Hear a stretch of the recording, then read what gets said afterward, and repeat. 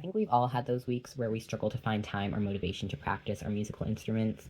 For me, I know I have a lot of those weeks as I am a full IB student with a lot of extracurriculars to balance. So sometimes violin practice can fall a little farther down than it should on my to-do list.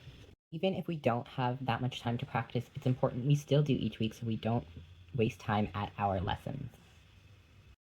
Week when I was scrolling on my Instagram, I came across this post by someone named Amy Beth Horman, and it was a list of practice motivational tips, and I thought it was really beneficial. So I wanted to come on here and kind of talk about some of those, test them out, and see if they can help me practice when I don't have as much time or motivation.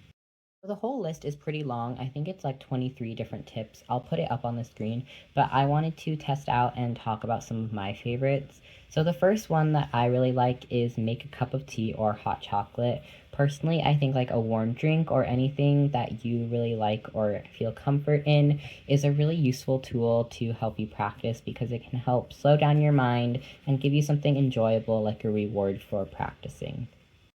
Another really useful tip is getting all of your work done before you practice violin.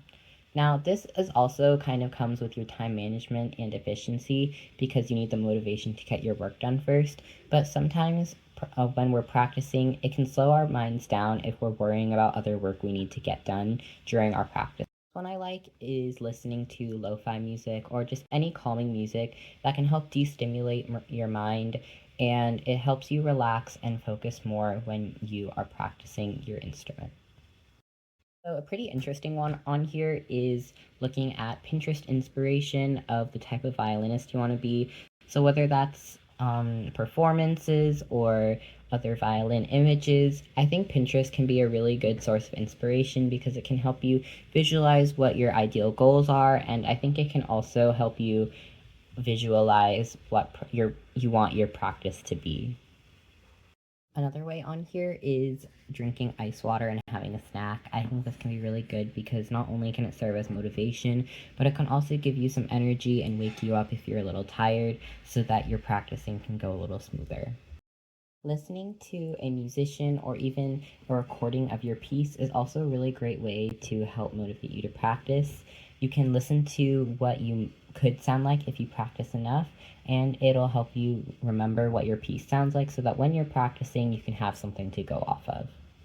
More ways to help you calm your mind before practicing are reading, meditation, or taking a walk outside. All of these help clear your mind and help you relax so that your practicing can be as least stressful as possible.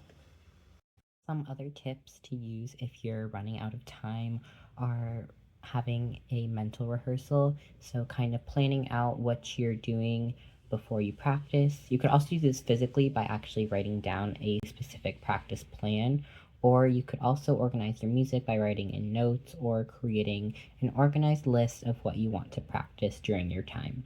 So these can also help you practice efficiently if you're running low on time. Okay, so now I'm going to kind of walk you through one of my traditional practices. So first I start by playing through the piece that I'm working on, right now being Lalo's first movement, to see what I need to practice and remember what I need to focus on that day.